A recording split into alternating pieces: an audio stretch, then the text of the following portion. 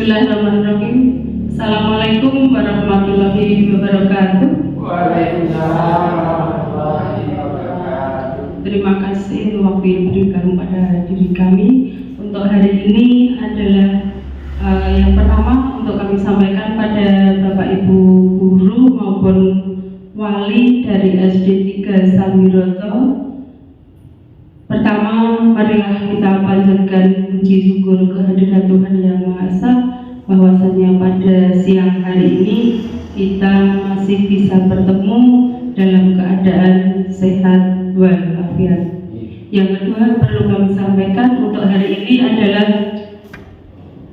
pengimbasan modul khususnya untuk guru penggerak pada angkatan ke-7. Ini adalah untuk menyampaikan seminar aksi nyata yang modul 1.4 budaya positif yang akan disampaikan oleh calon guru penggerak angkatan 7 di SD 3 Sambiroto, yaitu Ibu Wiliana Setiawati, guru SDN 3 Sambiroto. Mudah-mudahan nanti dalam menyampaikan materi pada seminar hari ini bisa berjalan dengan lancar, sukses, kedepannya menjadi guru penggerak yang handal, dan juga nanti bisa Bapak Ibu semuanya bisa mengikuti dari kegiatan yang akan dilaksanakan. Mungkin sudah ada yang mengikuti tes calon guru penggerak, yang belum, untuk Pak Slamet segera untuk menyusul teman-teman kita, dan nanti kedepannya bisa membawa nama baik di SD 3 Sambiroto khususnya dan umumnya di wilayah Kabupaten Wonogiri. Untuk guru penggerak ini sudah angkatan ke-7. Untuk tes yang akan datang adalah sudah angkatan ke-9 dan 10. Hanya itu yang perlu kami sampaikan. Nanti untuk seminar hari ini akan disampaikan oleh Bu Wiliana Setiawati. Waktu dan tempat kami bersiap. Assalamualaikum warahmatullahi wabarakatuh.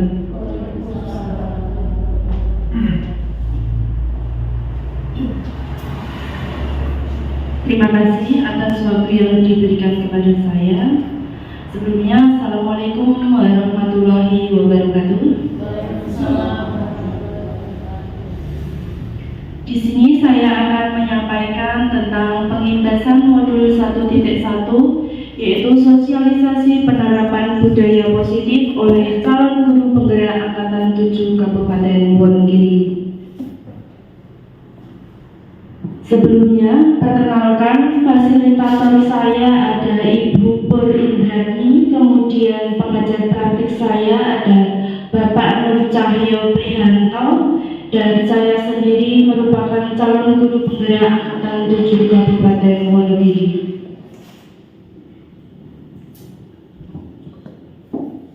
Tujuan pembelajaran dari penerapan sosialisasi hari ini yaitu, menurut Ki Hajar Dewantoro, tujuan pendidikan adalah menuntun segala kodrat yang ada pada anak-anak agar mereka dapat mencapai keselamatan setinggi-tingginya, baik sebagai manusia maupun sebagai anggota masyarakat. Oleh karena itu, pendidik hanya dapat menuntun tumbuh atau hidupnya kekuatan kodrat yang ada pada anak-anak, agar dapat memperbaiki lakunya, bukan dasarnya hidup dan tumbuhnya kekuatan kodrat anak-anak. Seperti yang kita tahu bahwa Ki Hajar Dewantoro dalam pendidikannya itu ada dua kodrat, yaitu kodrat alam dan kodrat zaman. Kodrat alam, bahwasanya kita itu menempuh pendidikan tidak hanya di sekolah formal, tapi kita menempuh pendidikan bisa dari mana saja dengan situasi yang berbeda-beda dan situasi yang bagaimanapun juga. Seperti yang kemarin telah kita alami saat wabah COVID-19, yang biasanya kita itu belajar dengan tatap muka, tapi kita harus merubah sistem paradigma belajar kita melalui pembelajaran jarak jauh. Kemudian, kekuatan kodrat zaman. Sebagai pendidik kita harus istilahnya melek teknologi.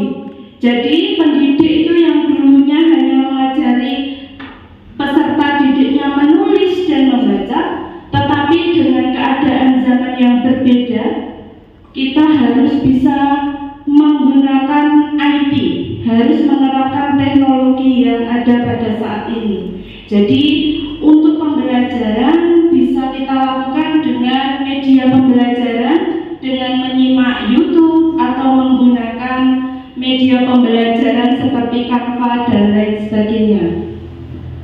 Di situ nanti akan menumbuhkan budaya positif kita di dalam sekolah. Jadi menumbuhkan budaya positif baik kualitas pendidikan maupun kualitas pendidiknya.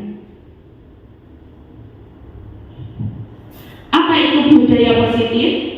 Budaya positif di sekolah yaitu nilai dan kebiasaan di sekolah yang berpihak pada murid, agar mereka dapat berkembang menjadi pribadi yang kritis, penuh hormat dan tanggung jawab sesuai dengan profil pelajar Pancasila. Tentu Bapak Ibu tahu apa saja profil pelajar Pancasila? Ya, untuk profil pelajar Pancasila yaitu ada 6 elemen di dalamnya, yaitu 1. Beriman, bertakwa kepada Tuhan Yang Maha Esa dan berakhlak mulia, mandiri, bergotong royong, berkebenekaan global, bernalar kritis dan kreatif.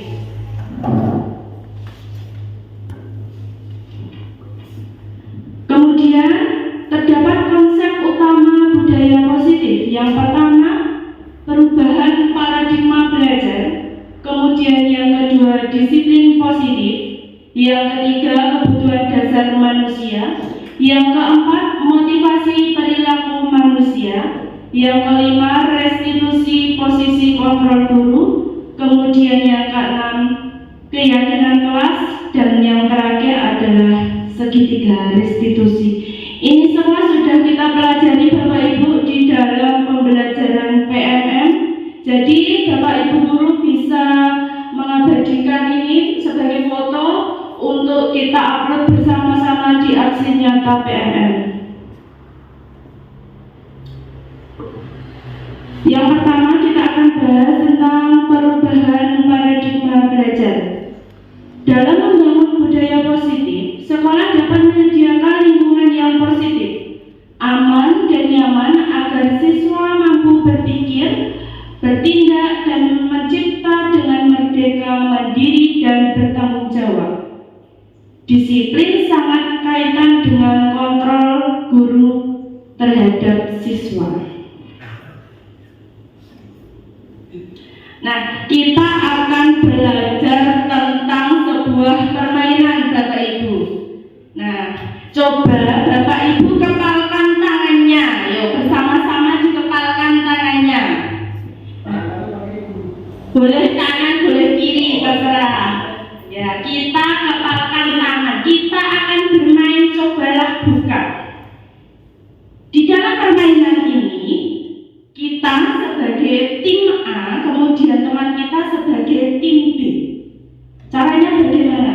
Ibaratnya kita tim A itu yang mempunyai tujuan hidup, mempunyai keyakinan, mempunyai sebuah sesuatu yang berharga dalam diri kita. Kemudian rekan B itu teman kita itu mencoba dengan segala cara agar kita mau membukanya, boleh dengan membujuk, menghardik, mengintimidasi, memarahi, menggoda, menggelitik, bahkan menawari Anda dengan uang agar Anda bersedia membuka kepalan tangan Anda. Ibaratnya kita itu mempunyai suatu keyakinan. Apakah akan terpengaruh dengan orang lain? Bagaimanapun teman kita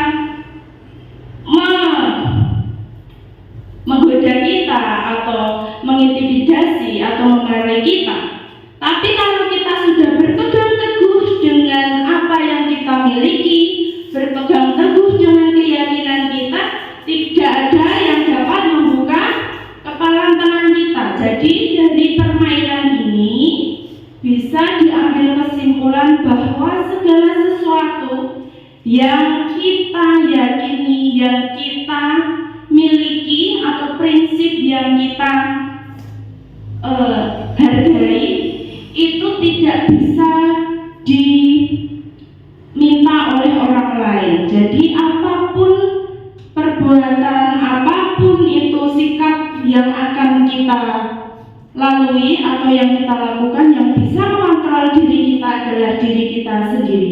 Seperti itu Bapak Ibu, bisa dipahami? Ya. Kemudian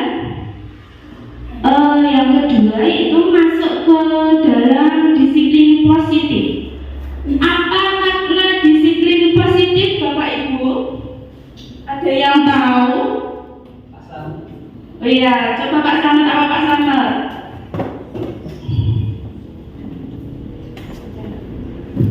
Ya, Assalamualaikum warahmatullahi wabarakatuh. Waalaikumsalam warahmatullahi wabarakatuh. Mengenai penyampaian sosialisasi pada siang hari ini, di sini kita membahas tentang disiplin positif. Makna dari disiplin positif yaitu melakukan segala sesuatu yang sesuai dengan aturan yang sudah ditentukan atau aturan yang berlaku. Hanya itu, terima kasih Bu. Oh iya, terima kasih Bapak Samad. Nah, di sini disiplin itu berawal dari bahasa Latin, yaitu disiplina, yang artinya belajar. Makna asal dari kata ini berkonotasi dengan disiplin diri dari murid-murid Socrates dan Plato. Disiplin diri membuat orang menggali potensinya menuju sebuah tujuan apa yang dia hargai. Namun dalam budaya kita, makna kata disiplin telah berubah menjadi sesuatu yang dilakukan seseorang pada orang lain untuk mendapatkan kepatuhan. Kecenderungan umum adalah menghubungkan kata disiplin dengan ketidaknyamanan, bukan dengan apa yang kita hargai atau pencapaian suatu tujuan mulia. Biasanya disiplin itu kita terapkan di sekolah. Disiplin yang umum kita lakukan adalah aturan tata tertib sekolah. Misalkan datang tepat waktu atau datang 15 menit sebelum pembelajaran dimulai atau sebelum tanda lonceng dibunyikan, seperti itu. Kemudian lebih khususnya lagi, disiplin adalah kemampuan memerintahkan diri sendiri dalam mengontrol dan menguasai diri untuk memilih tindakan yang mengacu pada nilai-nilai yang kita hargai dengan penuh tanggung jawab tanpa terperintah orang lain. Nilai-nilai yang kita hargai adalah nilai-nilai kebajikan yang bersifat positif, manusia yang merupakan tujuan mulia yang ingin dicapai setiap individu, yaitu nilai-nilai dalam profil pelajar Pancasila, yaitu memuat 6 elemen yang sudah kita bahas di dalam topik awal tadi. Kemudian yang ketiga itu adalah kebutuhan dasar manusia. Realitas atau kebutuhan setiap orang itu berbeda-beda. Jadi kebutuhan hidup seseorang itu berbeda-beda Bapak Ibu.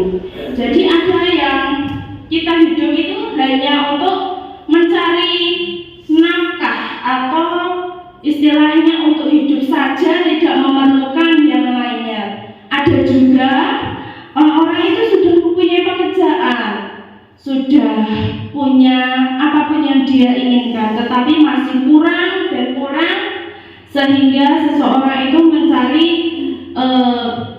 sesuatu untuk memuaskan dirinya. Kita harus berusaha memahami pandangan orang lain tentang dunia. Setiap orang memiliki gambaran yang berbeda. Jadi kehidupan seseorang dengan orang yang lainnya itu tentu sangat berbeda dari jenis kebutuhan dan lain sebagainya.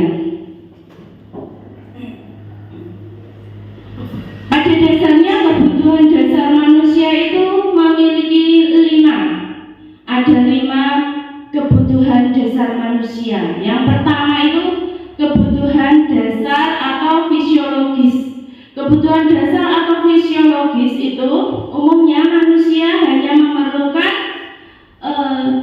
kehidupan atau sandang dan pangan. Kemudian naik tingkat lagi Bapak Ibu ke tujuan akan rasa aman. Jadi kita kalau di dunia hanya sendiri, takut, perlu orang lain sehingga membutuhkan rasa aman. Setelah itu kita membutuhkan kebutuhan sosial dengan adanya rasa cinta, rasa kasih sayang, serta hak kepemilikan. Nah, kebutuhan sosial ini dimulai dari antara satu orang dengan orang yang lain. Itu ada kebutuhan sosial, ada kasih sayang, serta hak kepemilikan. Manusia itu tujuannya apa toh? Manusia itu ingin memiliki keturunan sehingga harus ada hak kepemilikan, seperti itu. Kemudian kebutuhan untuk mendapatkan penghargaan. Tentu kita semua Bapak Ibu sudah pernah melakukan ini ya. Jadi kita sebagai pendidik yang selalu kita lakukan yaitu mengikuti sebuah diklat atau sosialisasi atau seminar untuk mendapatkan apa? Biasanya kita mengikuti itu untuk mendapatkan sertifikat. Nah, sertifikat itu digunakan untuk apa Bapak Ibu? Biasanya ya untuk kenaikan pangkat. Itu bagi yang PNS. Kalau kita yang P3K belum tahu gunanya. Ya, Bapak Ibu, mungkin di depan ada snack atau yang lainnya bisa di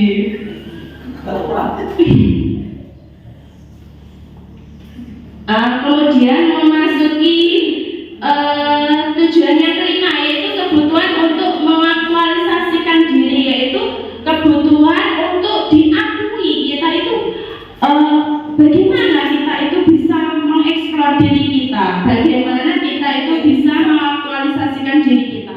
Contohnya, karena kita bekerja di dunia pendidikan, yang dulu kita itu hanya honorer sekolah. Kemudian bagaimana toh saya itu bisa diakui pemerintah? Bagaimana saya itu bisa diakui kalau saya itu guru di SDN 3 Sambiroto? Bagaimana caranya? Ya, dengan cara kita mengikuti tes, dengan cara kita mengikuti berbagai pelatihan-pelatihan. Tujuannya untuk mencari sebuah kelegalan, atau bisa dikatakan bisa mengaktualisasikan diri sehingga diakui oleh pemerintah. Bapak Ibu, ini ada sebuah kasus. Kasusnya apa ini ya? Kasusnya ini ada Ibu Lani. Ibu Lani ini guru kelas 4 di SD Nusa Indah. Sedang bingung menghadapi ulas salah satu muridnya di kelas yang bernama Agus. Beberapa anak datang dan mengeluhkan perlakuan Agus yang seringkali meminta bekal makan siang mereka secara paksa. Jika Anda menghadapi situasi seperti Ibu Lani, apa yang akan Anda lakukan? Kemudian pertanyaan kedua, menurut Anda kira-kira apa alasan Agus melakukan hal itu? Nah, menurut Bapak Ibu ini, kenapa Agus itu melakukan seperti itu? Yang bisa di garis bawahi dari perlakuan Agus itu apa? Ayo, mungkin Pak Slamet atau Pak Darsono mungkin.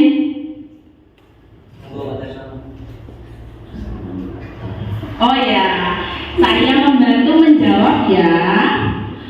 Untuk Ibu Lani itu karena mempunyai murid yang bernama Agus tapi tidak membawa bekal makanan dan seringkali meminta bekal makan siang temannya secara paksa.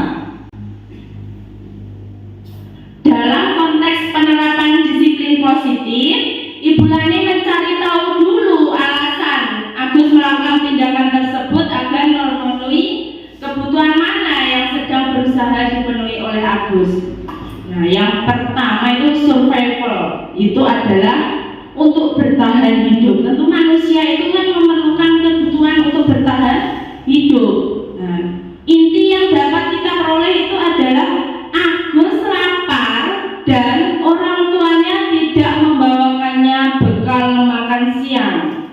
Kemudian ada rasa cinta dan kasih sayang. Itu teman Agus menjadi memperhatikan Agus karena Agus tadi tidak membawa bekal makanan, sehingga teman-teman yang lainnya itu menjadi perhatian atau menjadi prihatin dan memperhatikan si Agus dengan cara memberinya makanan. Kemudian freedom itu artinya kebebasan, yaitu dia ingin mencoba makanan temannya yang beraneka ragam. Jadi dia itu mungkin sengaja dari rumah tidak membawa bekal. Nanti saya di kelas mau minta bekal temanku saja, karena ada yang bawa mie goreng, ada yang bawa sosis, ada yang bawa nugget, mungkin seperti itu. Kemudian untuk kesenangan atau fun, nah itu adalah Agus ingin menikmati ekspresi wajah temannya yang kesal. Sebenarnya Agus ini tidak membawa bekal makanan, itu tidak apa-apa, dia tidak merasakan lapar. Tapi dia itu hanya ingin mengecoh temannya. Gimana loh kalau saya itu menggoda Ondaru, kalau makanannya saya ambil, bagaimana ekspresinya? Mungkin dia akan menangis atau kesal. Nah, dengan seperti itu dia sangat menikmati sehingga memperoleh kepuasan sendiri. Kemudian yang kelima adalah power. Dia merasa hebat atau ingin diakui karena keinginan teman-temannya itu temannya menjadi takut dan memenuhi keinginannya. Itu ya, dari sebuah kasus kita mencoba memecahkan dengan 5 penilaian. Kemudian kita memasuki ke motivasi perilaku manusia. Teori motivasi perilaku manusia, yang pertama itu motivasi eksternal, itu untuk menghindari ketidaknyamanan hukuman apa yang akan terjadi apabila saya tidak melakukannya. Yang kedua juga masih termasuk motivasi eksternal, yaitu untuk mendapatkan imbalan dari orang lain atau restitusi apa yang akan kita dapatkan apabila kita melakukannya. Kemudian yang ketiga itu sudah masuk ke dalam motivasi internal atau tujuan disiplin positif. Tujuan menghargai diri sendiri. Saya akan menjadi orang yang seperti apa apabila saya melakukannya.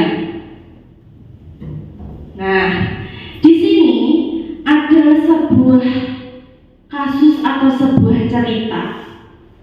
Ini kita akan belajar tentang hukuman dan sanksi atau konsekuensi. Ini seringkali kita lakukan di dalam sekolah. Contohnya ini ada Raffi datang terlambat pada hari Selasa.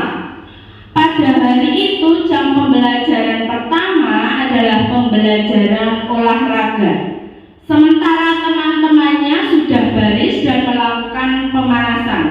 Kegiatan olahraga pun sudah dilakukan, yaitu olahraga kasti. Pada saat itu Raffi disuruh langsung ke lapangan, kemudian Pak Andi menyuruhnya untuk lari 3 kali memutari lapangan. Nah, ini ada pertanyaan untuk Bapak Ibu. Apakah Anda setuju dengan tindakan Pak Andi terhadap Raffi? Kira-kira ini bagaimana Bapak Ibu, setuju atau tidak? Ada yang setuju, ada yang tergantung. Kemudian menurut Anda tindakan Pak Andi terhadap Raffi adalah sebuah hukuman atau konsekuensi? Kira-kira ini hukuman atau konsekuensi Bapak Ibu? Ya, ini adalah sebuah konsekuensi. Kenapa? Karena Raffi itu datang di saat pembelajaran olahraga dan Pak Andi menyuruhnya lari memutari lapangan. Kenapa langsung menyuruhnya lari memutari lapangan? Karena temannya sudah selesai pemanasan. Jadi antara yang dilakukan Pak Andi dengan tema pembelajaran yang dilakukan itu sudah sesuai. Berbeda lagi kalau itu yang diajarkan bukan olahraga, misalkan pembelajaran biasa, agama mungkin. Nah, itu menjadi sebuah hukuman. Jadi tergantung bagaimana kita menerapkan pembelajaran itu. Kalau pembelajarannya olahraga itu berarti konsekuensi. Kalau pembelajaran yang lain tidak berkaitan dengan fisik, itu menjadi sebuah hukuman seperti itu. Nah, untuk memperdalam lagi supaya kita tahu itu hukuman atau konsekuensi Bapak Ibu, ini ada sebuah kalimat supaya kita bisa berlatih.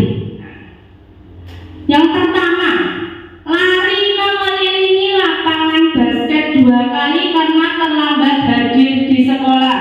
Ini hukuman atau konsekuensi? Hukuman. Hukum saja, hukuman. Mengelilingi lapangan basket 2 kali karena terlambat hadir di sekolah. Itu merupakan hukuman. Karena apa? Karena ini tadi termasuk aturan, tidak ada kaitannya dengan pembelajaran yang dilakukan. Kemudian yang kedua, membersihkan meja tulisnya yang dicoret-coret. Itu apa ya Bapak Ibu? Ya, konsekuensi. Seharusnya kalau mejanya dicoret-coret, tugasnya anak adalah membersihkan. Kemudian yang ketiga, murid diminta push up 15 kali karena tidak menggunakan masker ke sekolah. Ya, hukuman. Karena tidak berkaitan dengan pembelajaran ya. Itu karena menggunakan masker itu adalah sebuah aturan di sekolah. Kemudian yang keempat itu adalah menggantikan kertas tugas temannya yang ia coret. Hukuman atau konsekuensi? Konsekuensi.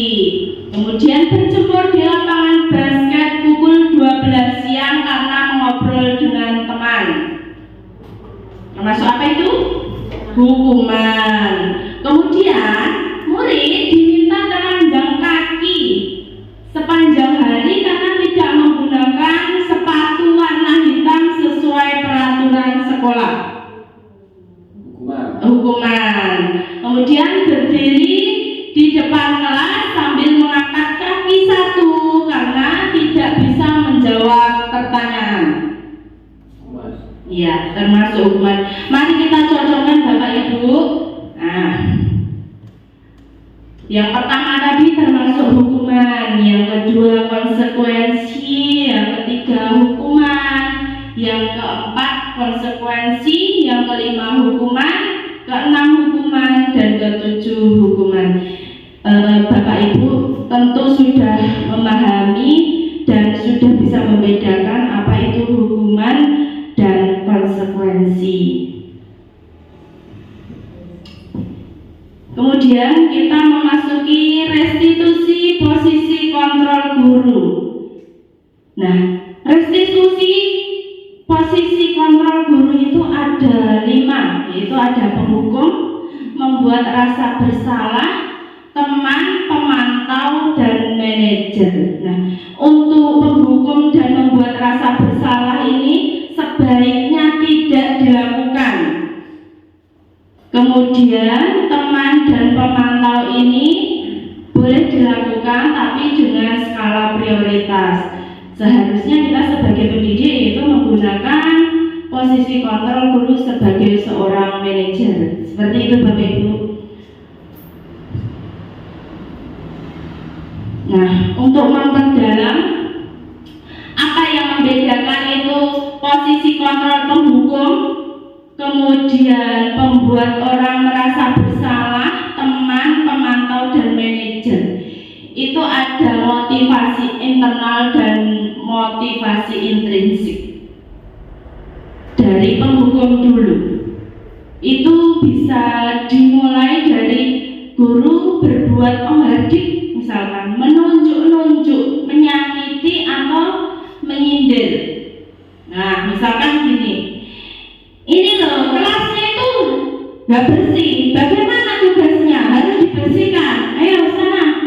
Atau mungkin bu gurunya langsung, hari ini kamu terlambat 5 menit, ayo segera bersihkan kamar mandi. Itu adalah salah satu contoh guru sebagai seorang penghukum. Kemudian kalau dari perkataan itu, kalau kamu tidak melakukan ini, maka saya akan menghukum kamu, saya akan menyuruh kamu berlari, misalkan. Kemudian hasilnya apa? Hasilnya untuk si murid itu. Nah, kalau kita sebagai pendidik dan menerapkan metode menghukum, itu akan tertanam dalam diri peserta didik. Oh, aku dulu waktu SD itu sering loh sama bu guru dikasih tugas untuk membersihkan kamar mandi, sehingga apa?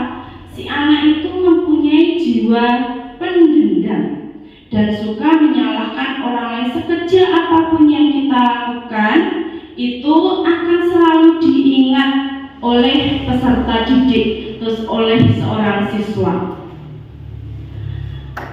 Kemudian untuk membuat orang merasa bersalah, itu Bapak Ibu gurunya sudah menerangkan atau sudah menyajikan pembelajaran dengan semenarik mungkin, tetapi siswanya yang kadang malah tidak memperhatikan, sehingga kata-kata yang keluar dari seorang guru misalkan, aduh nah ini itu sudah bu guru terangkan, sudah bu guru kasih contoh, tapi kamu itu kok tidak bisa mengerjakan. Itu salahnya siapa nak? Kamu tidak kasihan dengan bu guru, sudah menerangkan dari tadi, tetapi kamu tidak ngerti-ngerti juga. Nah, itu akan, kalau itu kita terapkan, itu akan membawa kita itu mudah disepelekan oleh seorang peserta didik. Maka untuk membuat orang merasa bersalah ini sebaiknya tidak dilakukan oleh seorang pendidik. Kemudian ada lagi teman. Nah, teman boleh antara pendidik dengan murid itu dekat, itu boleh, tapi ada batasnya. Jadi dari seorang pendidik ke murid itu harus ada batasannya. Misalkan karena saking dekatnya dengan murid, memanggil ibu gurunya dengan sebutan bukan bu guru, tapi ayo kita kerjakan besti. Nah, kalau itu di kelas saya sendiri Bapak Ibu, di kelas 1. Jadi karena muridnya centil dan sangat dekat dengan saya, sehingga ayo kita kerjakan besti. Nah, biasanya seperti itu.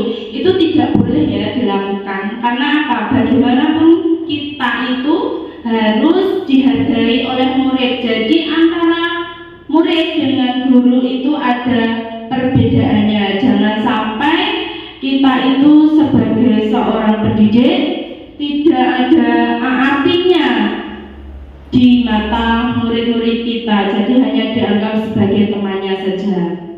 Kemudian untuk fungsi pemantau itu menghitung dan mengukur. Biasanya kata-kata yang keluar dari seorang guru itu, apa peraturannya? Kelas kotor, peraturannya apa? Keyakinan kelasnya apa? Nah, kemudian apa konsekuensinya? Nah, jika semua ini kotor, konsekuensinya apa? Nah, itu merupakan kata-kata dari seorang pemantau. Itu bisa dilakukan, tapi tidak untuk terus-menerus Bapak Ibu. Semua itu ada batasannya. Yang terbaik dari posisi kelima kontrol guru itu adalah posisi manajer, yaitu mengajukan pertanyaan-pertanyaan. Apa yang kita yakini? Jadi dalam sebuah kelas itu kita harus mempunyai sebuah komitmen atau sebuah istilahnya peraturan kelas. Jadi, kalau bu guru bilang ini, anak-anak harus begini. Jadi konsekuensi kelas itu harus kita buat sebelum kita melaksanakan pembelajaran. Konsekuensi ini tidak harus setiap hari kita buat, tapi merupakan sebuah komitmen awal kita dalam mengelola kelas kita masing-masing. Dan keyakinan kelas ini dari kelas 1 dengan kelas yang lainnya itu sangat berbeda, tidak bisa disamakan. Jadi untuk kelas 1 atau mungkin dengan kelas 5, 6 itu tidak sama, karena pola pikir anak kita itu juga tidak sama. Kemudian hasilnya apa toh dari control manager ini? Hasilnya itu menguatkan watak atau menguatkan karakter siswa, seperti itu.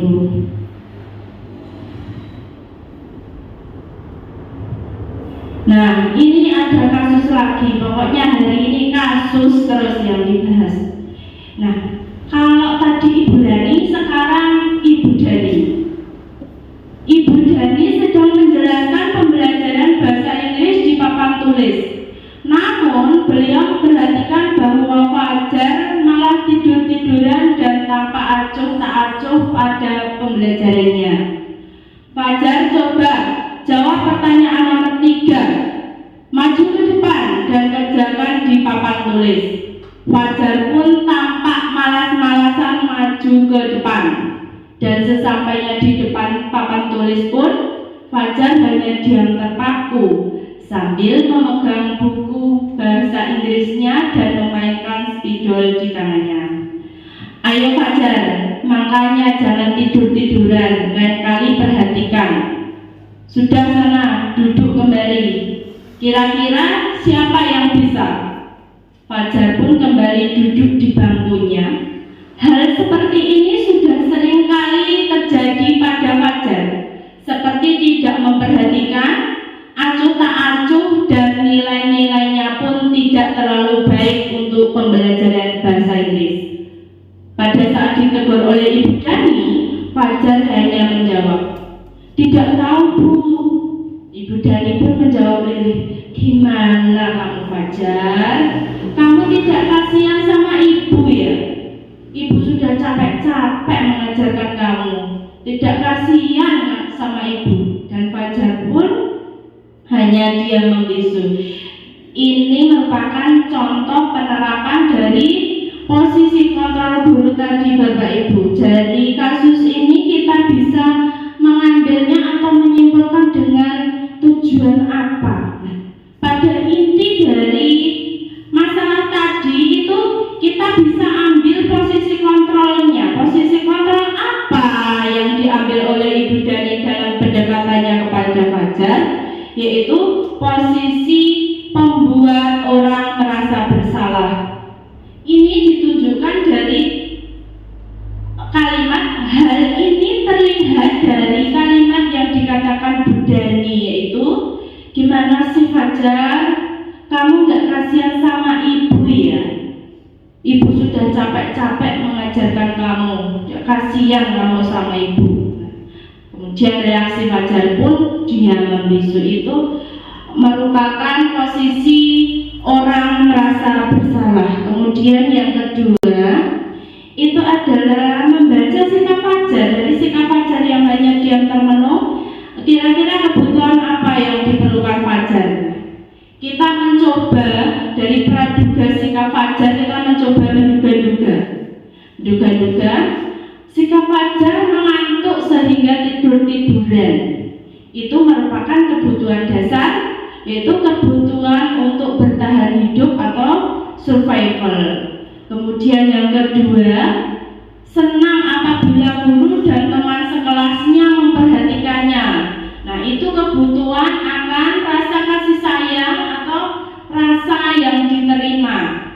Kemudian yang ketiga, merasa bosan dan jenuh dengan metode belajar yang dilakukan guru. Nah, mungkin di dalam kelas itu gurunya hanya menggunakan metode ceramah saja, hanya berbicara saja, sehingga si Fajar itu dalam dia itu akan bosan, sehingga dia itu merasa kebebasannya itu tidak bisa dieksplor. Kemudian untuk yang berikutnya kita menyimpulkan dengan mungkin dia merasa pembelajaran bahasa Inggris itu sulit. Jadi itu merupakan kebutuhan dasar penguasaan atau power. Yang terakhir dengan mungkin Fajar itu merasa seperti itu karena pembelajaran bahasa Inggris tidak sesuai dengan minatnya. Mungkin si Fajar itu lebih suka matematika daripada pembelajaran bahasa Inggris, dan itu merupakan kebutuhan dasar fun atau kesenangan.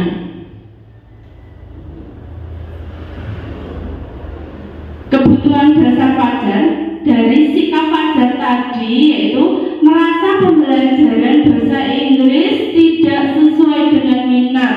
Kebutuhan dasarnya yaitu adalah kesenangan atau fun, dengan solusinya yaitu melaksanakan pembelajaran yang menarik dan menyenangkan.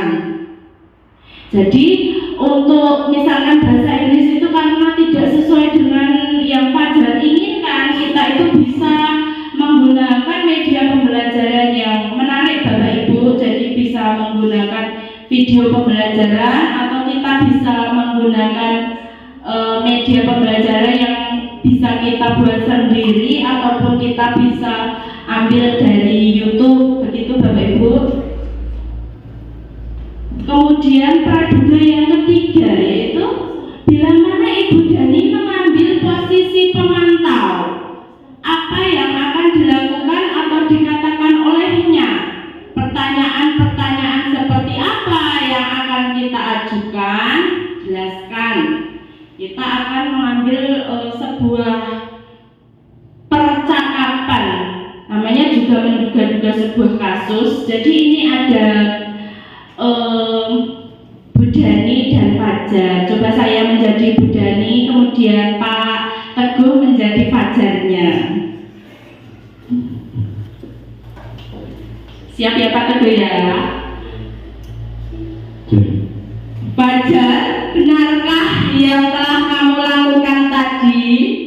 Iya Bu, mulai sekarang saya akan mendengarkan dan memperhatikan orang yang sedang berbicara dengan baik dan sesama. Sebagai konsekuensinya saya siap membuat surat pernyataan untuk tidak mengulanginya lagi.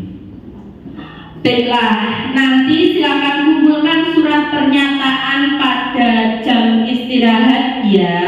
Ibu tunggu. Jangan lupa ya Fajar ya. Siap. Kemudian mungkin ada pertanyaan lain yaitu yang akan dikatakan Ibu Dani. Jadi Ibu Dani itu mungkin akan bertanya seperti ini Bapak Ibu. Fajar, kamu ingat dengan peraturan kelas kita? Atau Fajar, benarkah yang kamu lakukan tadi? Kira-kira seperti itu Bapak Ibu. Untuk pertanyaan yang mungkin akan dikatakan oleh Ibu Dani. Nah, dari kasus-kasus tadi itu kita di depan sudah mengulik sedikit tentang keyakinan kelas. Keyakinan kelas itu apa toh? Keyakinan kelas itu adalah nilai-nilai kebajikan universal yang disepakati secara tersirat dan tersurat terlepas dari latar belakang suku, negara, bahasa maupun agama. Sampai di sini Bapak Ibu masih semangat? Oh ya semangat. Untuk lebih bersemangat lagi, saya mohon Bapak Ibu untuk berdiri. Kita akan tepuk PPK bersama-sama.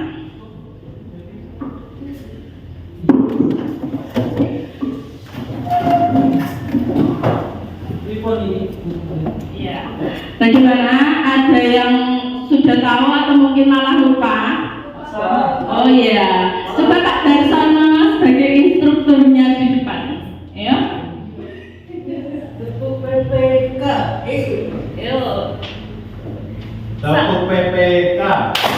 Religius, nasionalis, mandiri, gotong royong, Integritas. Jadi untuk gerakannya seperti ini Bapak Ibu. Seperti ini ya.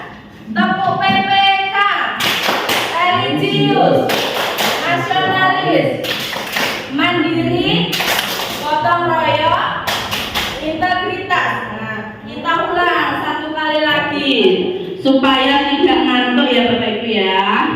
Tepuk PPK, religius, nasionalis, mandiri, gotong royong, integritas. Ya, terima kasih Bapak Ibu, boleh duduk kembali.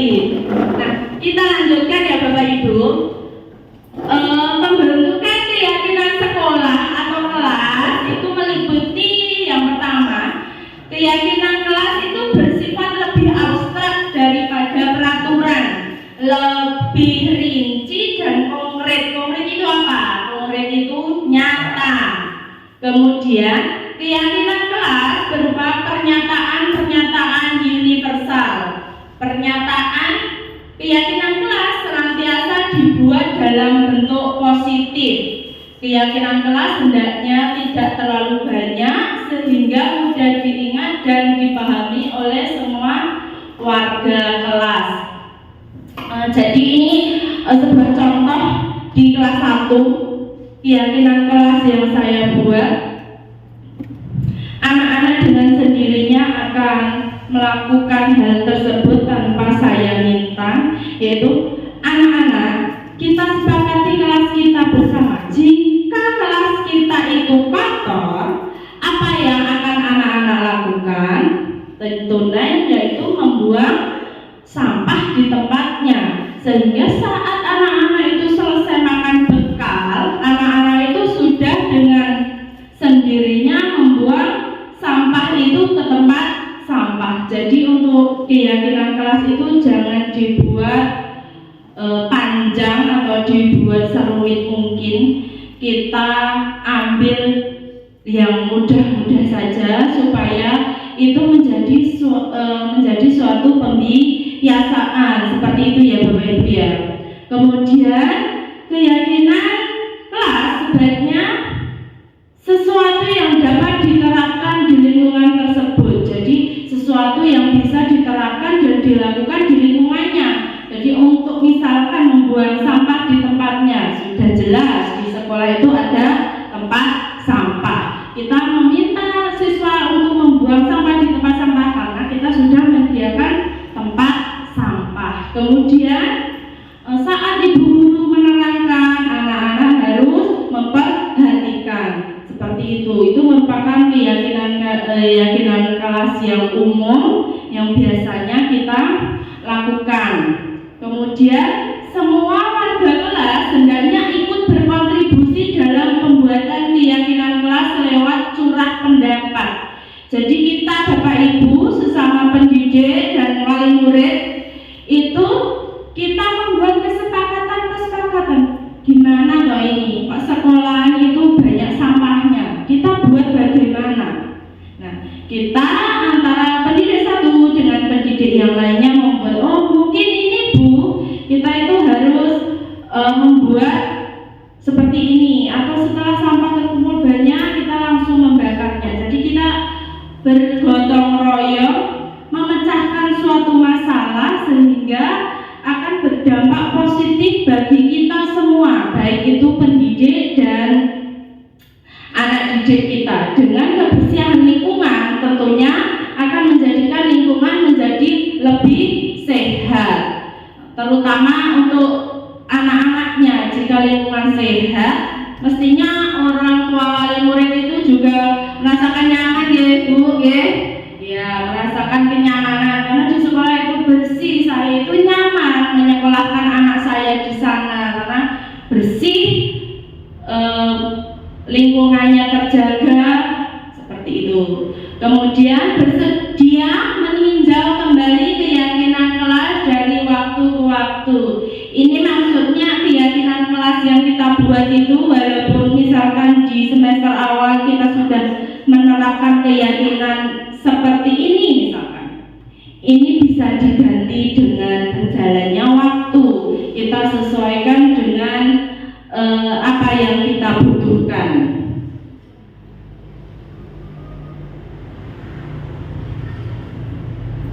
Nah, ini ada contoh dari keyakinan kelas 1 dan contoh dari keyakinan kelas 5 itu akan berbeda Bapak Ibu. Jadi untuk kelas 1, setiap anggota kelas perlu belajar. Setiap anggota kelas perlu senang. Setiap anggota kelas perlu melakukan tugas. Setiap anggota kelas perlu saling menghargai. Setiap anggota kelas perlu menjaga rasa aman. Jadi kita buat sesimpel-simpel mungkin supaya apa? Khususnya di kelas 1 itu untuk mengakrabkan antara siswa satu dengan siswa yang lainnya, untuk menjaga supaya bahwasanya kelas 1 itu adalah tahap peralihan ya Bapak Ibu, peralihan dari TK kemudian ke SD. Jadi kita ciptakan hal-hal yang baru yang membuat anak-anak itu merasa nyaman. Kemudian keyakinan kelas 5 itu berbeda. Di antaranya selalu bersikap positif. Itu bisa dilihat dari cara berpikirnya, karena di kelas 5 itu kalau kita lihat dari segi umur, anak-anak itu akan cenderung pikirannya itu lebih kritis, kemudian senantiasa menjadi diri terbaik. Jadi sudah mempunyai keinginan, sudah mempunyai cita-cita mungkin, atau mau menggali potensi yang ada dalam dirinya. Kemudian percaya dan menghormati orang lain serta barang miliknya. Itu bisa kita lihat kalau kelas 1, kelas 2 itu biasanya untuk kesopanan itu masih belum begitu terlihat. Kalau sudah kelas besar itu, kalau sudah tahu bapak ibu gurunya, sikapnya sudah berbeda. Kemudian komitmen terhadap setiap tugas itu bisa kita lihat dari setiap kita memberikan tugas kepada anak-anak. Anak-anak itu berkomitmen. Saya itu dikasih tugas di sekolah seperti ini. Saya di sekolah sudah diajarkan seperti ini. Saya harus mandiri. Saya harus bisa mengerjakan tugas saya. Dan konsekuensinya kita harus mengumpulkan tepat waktu seperti itu.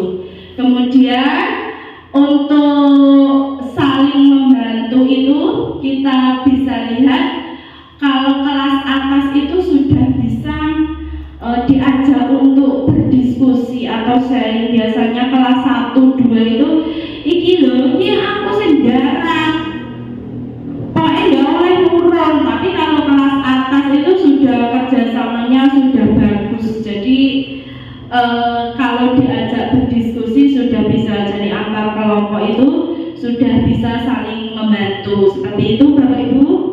Kemudian nah, kita di dalam sekolah itu mempunyai suatu peraturan. Peraturan itu pada umumnya kita itu setiap sekolah mempunyai sebuah peraturan yang dibuat oleh sekolah.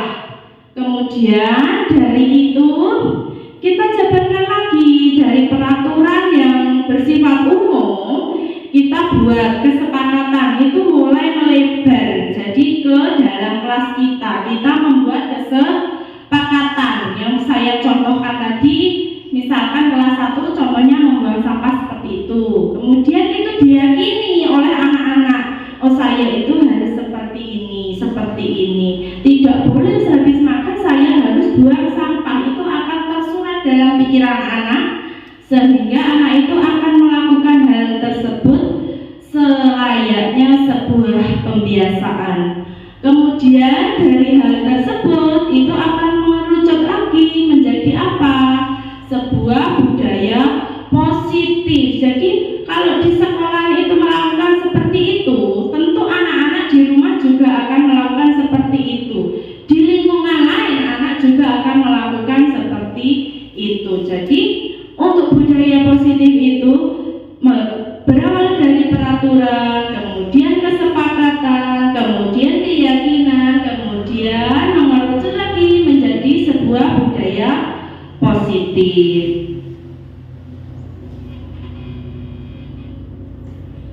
Nah, kita sudah sampai Bapak Ibu, yaitu di segitiga restitusi. Nah, ini kira-kira Bapak Ibu sudah merasakan capek ya. Ini saya juga seperti itu. Kita break dulu. Gini Bapak Ibu, jika saya mengucapkan tepuk pagi itu tepuk 1 kali, tepuk siang itu tepuk 2 kali. Kalau tepuk malam berarti apa Bapak Ibu? Iya, kalau malam itu bubuk dan kita harus diam. Kita mulai ya Bapak Ibu ya. Tepuk pagi, tepuk siang, tepuk pagi, tepuk siang, tepuk malam. Iya, ternyata Bapak Ibu guru SDN 3 Sambiloto beserta wali murid itu sangat luar biasa sekali. Jadi tetap konsentrasi. Terima kasih Bapak Ibu. Kita memasuki ke dalam segitiga restitusi.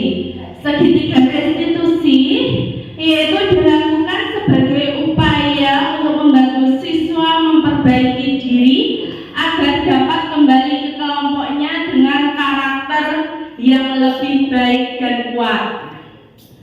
Ini ada langkah dan teori kontrolnya. Yang pertama, langkahnya yaitu menstabilkan identitas. Bahasa Inggrisnya apa ya ini? Stabilize the identity. Ya, mohon dimaklumi ya Bapak Ibu kalau tidak bisa bahasa Inggris ya. Kemudian teori kontrolnya apa? Teori kontrolnya kita semua akan melakukan hal yang terbaik yang bisa kita lakukan. Kemudian yang kedua adalah validasi tindakan yang salah, yaitu semua perilaku memiliki alasan. Kemudian yang ketiga adalah menanyakan keyakinan. Teori kontrolnya kita semua memiliki motivasi internal. Nah, itu merupakan wujud segitiga restitusi Bapak Ibu.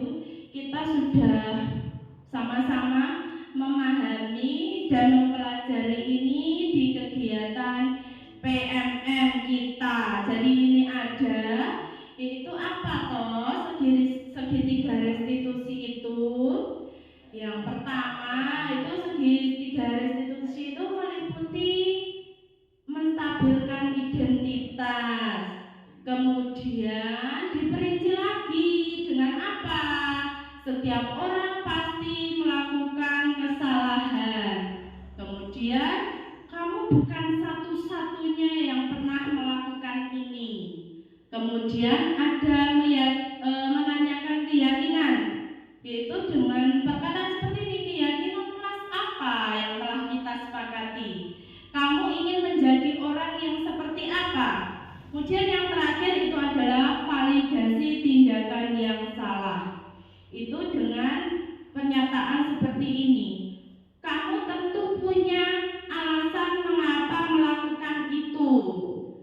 Adakah cara yang lebih efektif untuk mendapatkan apa yang kamu butuhkan? Ya, itu adalah perincian dari segitiga restitusi Bapak Ibu. Nah, untuk menstabilkan identitas itu bisa kita kerucutkan melalui pertanyaan-pertanyaan seperti ini. Contohnya, berbuat salah itu tidak apa-apa. Kemudian, tidak ada manusia yang sempurna. Kemudian, saya juga pernah melakukan kesalahan seperti itu. Kita bisa menyelesaikan ini. Bapak atau Ibu tidak tertarik mencari siapa yang salah, tapi Bapak Ibu ingin mencari solusi dari permasalahan ini. Yang terakhir, kamu berhak merasa begitu. Itu merupakan salah satu beberapa pengerucutan dari menstabilitaskan identitas. Kemudian yang kedua itu ada validasi tindakan yang salah, yaitu kamu pasti punya alasan mengapa melakukan itu. Jadi seseorang itu tentu punya alasan kenapa melakukan hal tersebut. Kamu patut bangga pada dirimu sendiri karena kamu telah melindungi sesuatu yang penting buatmu. Jadi membanggakan diri karena bisa melindungi atau mempertahankan sesuatu yang sangat berharga dalam hidupnya, seperti itu. Kemudian yang ketiga adalah menanyakan keyakinan. Apa yang kita percaya sebagai kelas atau keluarga? Jadi kita mempunyai suatu keyakinan. Kemudian nilai-nilai umum yang telah kita sepakati. Jadi di dalam suatu organisasi itu tentu ada nilai-nilai yang telah disepakati oleh anggotanya, itu merupakan contoh. Kemudian apa bayangan kita tentang kelas yang ideal? Penerapannya bagaimana kalau kelas kita agar ideal? Apakah harus dihias semenarik mungkin? Apakah harus gurunya setiap hari marah-marah atau penampilan gurunya harus begini begitu? Atau mungkin harus menggunakan metode-metode khusus? Nah, itu merupakan bayangan tentang kelas yang ideal. Kemudian kamu mau jadi orang yang seperti apa? Itu merupakan keyakinan diri. Jadi kira-kira kamu itu mau menjadi seperti apa tahun depannya? Bisa dikerucutkan menjadi sebuah cita-cita. Kira-kira, oh aku nanti mau jadi seorang dokter, aku nanti mau jadi seorang petani. Jadi bisa dikerucutkan dengan menanyakan suatu keyakinan yang ada dalam diri anak-anak. Seperti itu Bapak Ibu. Nah, ini ada sebuah penerapan segitiga restitusi yang saya buat kurang lebih 1 bulan yang lalu saya membuat ini. Ini adalah contoh segitiga restitusi yang sudah saya buat dan saya akan mencoba untuk memutarkannya.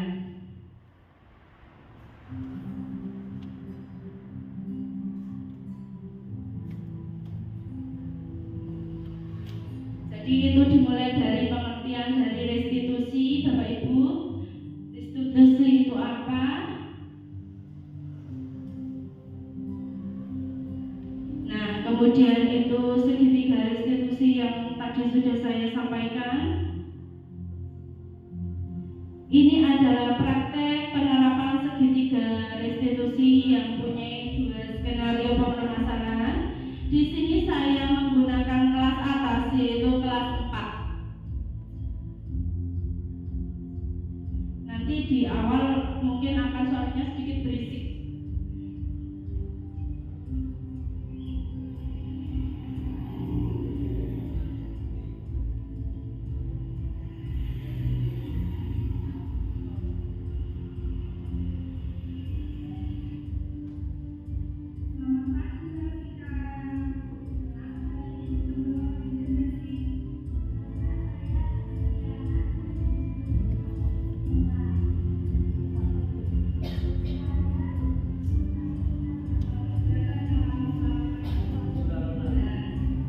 Itu merupakan skenario kasus yang pertama, Bapak Ibu.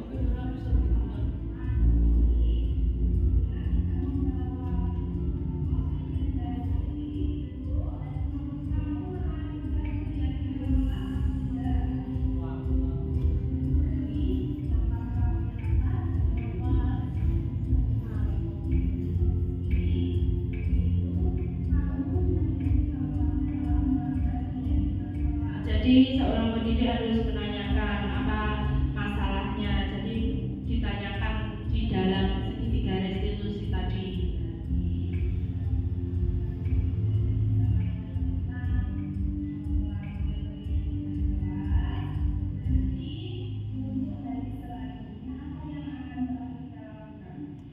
Ya, itu untuk yang terakhir adalah menanyakan keyakinan kelas yang sudah diyakini oleh seorang peserta didik.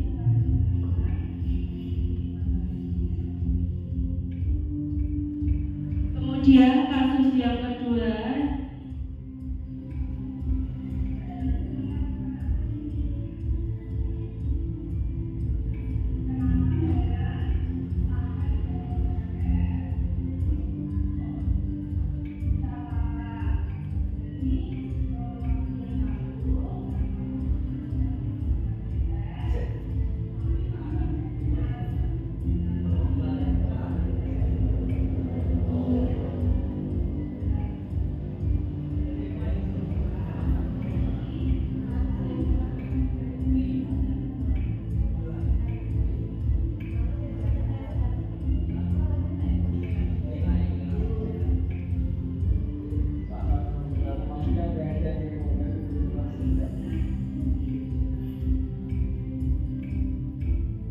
nah itu merupakan tanggapan dari siswa.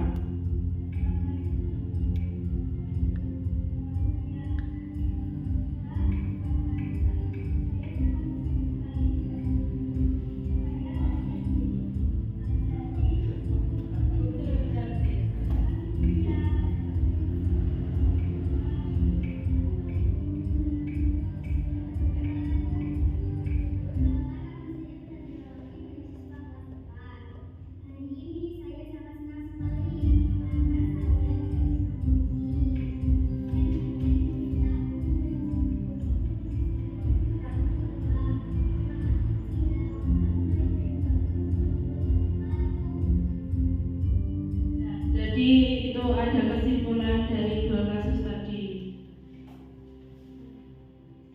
Ya, terima kasih Bapak Ibu. Itu adalah contoh penerapan segitiga restitusi yang saya buat sekitar 1 bulan yang lalu dan sudah saya unggah di akun YouTube. Sampailah kepada puncak acara atau puncak dari pengintesan modul 1.4 tentang sosialisasi penerapan budaya positif. Terima kasih kepada